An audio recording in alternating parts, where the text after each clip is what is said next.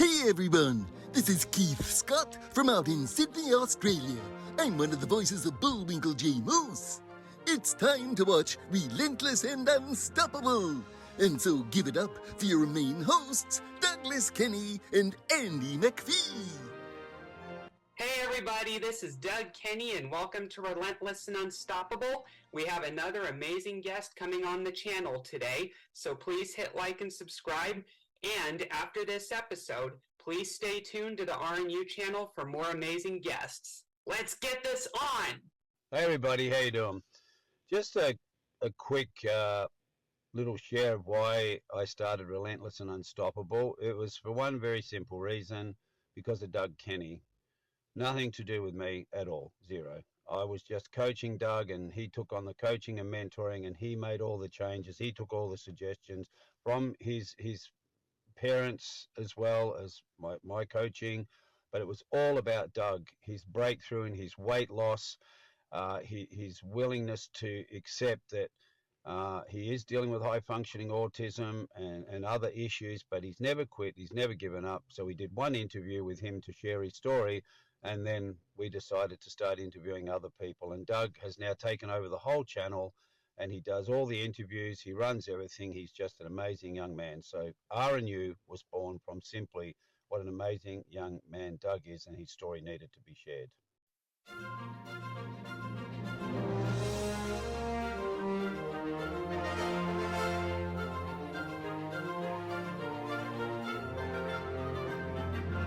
Just a question. I was going to ask, wasn't that also because Mel Gibson was too old to really play the Mad Max character as the years went on?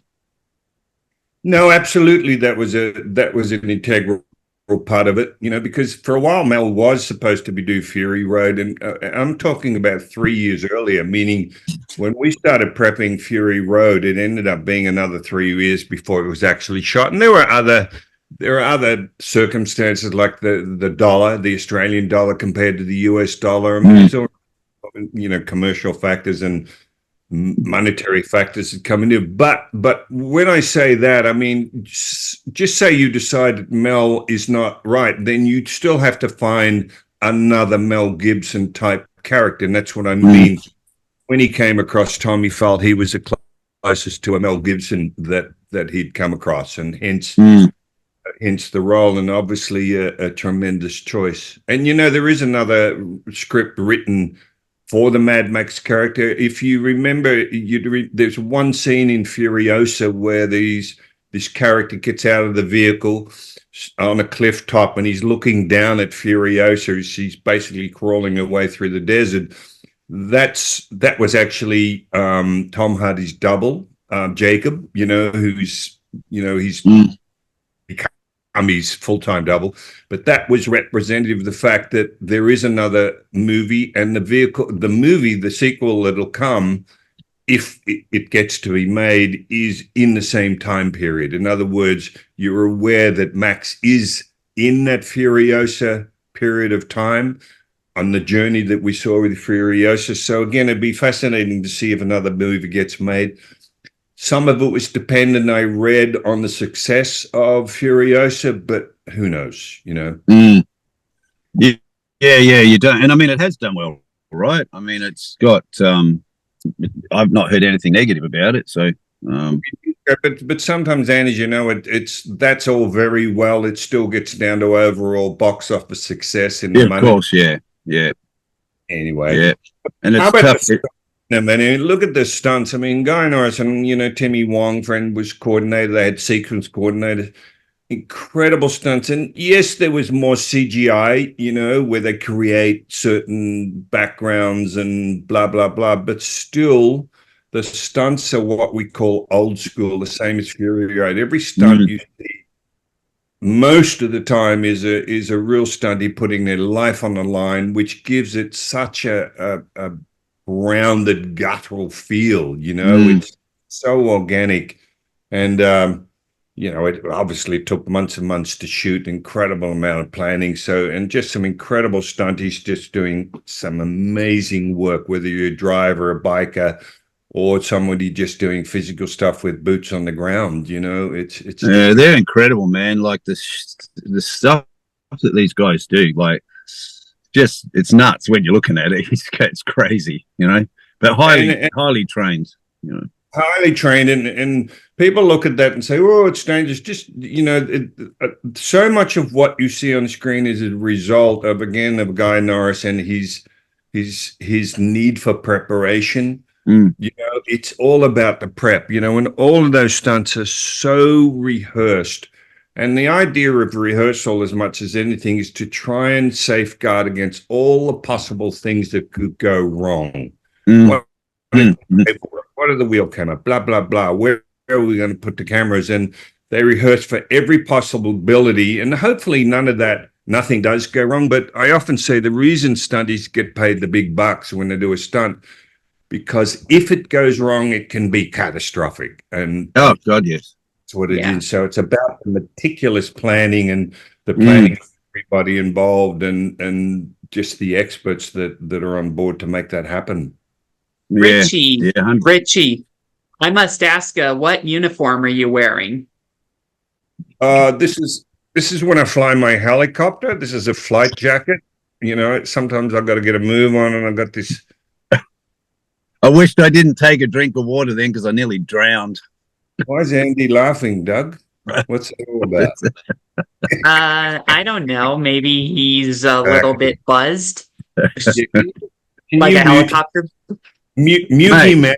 Mute him out, Okay. Doug. Mate, All right. Let's mute him. No, I bought this actually when I did Suicide Squad in Canada. There was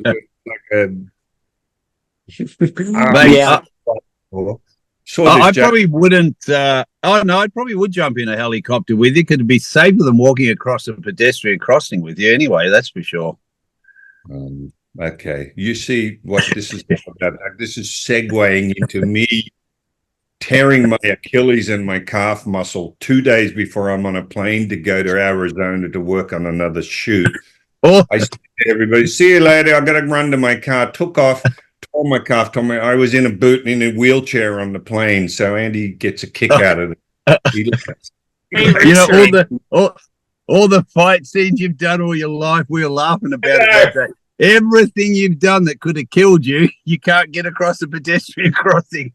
You know Richard. What? Sorry, I've got to tell you. You know, you guys know who Benny the Jet Kid is. Kickboxing legend, toughest guy, no pound for pound. Well, I had met with him just that day when I took off, and I had to do a seminar the next day with him. Of course, Benny says the same as you, and he says, "Oh, Rich, you got to have a story. You can't tell them that. You can't tell them that, mate. Jogging across the traffic lights. It's got to be involved at least 5 guys with sledgehammers or something." Yeah. Sledgehammers and an SUV trying to run you down, and 6 guys attacking you, and all you came out with was a torn calf muscle. Like, hey, you know the funniest thing? Sorry, Doug. I know we've got to keep this short, but one day I had this scar here. It looked like the biggest knife slash, right? I was looking at it. So cut to, before I tell you how I got it, Judy says, you can't tell them what really happened. So I would sort of say, oh, there's a couple of guys. One had a blade, you know, the knife. I managed to sort of fix it up. I did get a bit of a cut. You know how I did it? Ironing my jeans. I leant against the side of the iron, and I burnt the side here to look like a knife. She said, "You'll sound like a big puff if you tell them that's how you got it." That is hilarious. I should mention, don't go near Rich when he's ironing, and don't go across a pedestrian crossing with him. But yeah, jump in the ring and he'll kick your ass. Yeah, should I mention something? I have a scar actually from recently right here on this hand from when I first moved out of my mom's house. I'm now living in the Scottsdale area. And while I was in the park with my housemates, I passed by a sign that I did not know was sharp. I thought it was like a curved end, and scratched the top of my arm to the point where my shirt tore with it. And then the next day, I didn't notice any pain or anything, but the next day I woke up and saw a red line on my arm, and then by the next week it was obvious it was going to be a scar. Gee, that's all we have for Relentless and Unstoppable. So tune into the next episode to hear more amazing stories from amazing guests. This is Keith Scott from Sydney, Australia, saying so long, and I'm smarter than the average bear. Gee.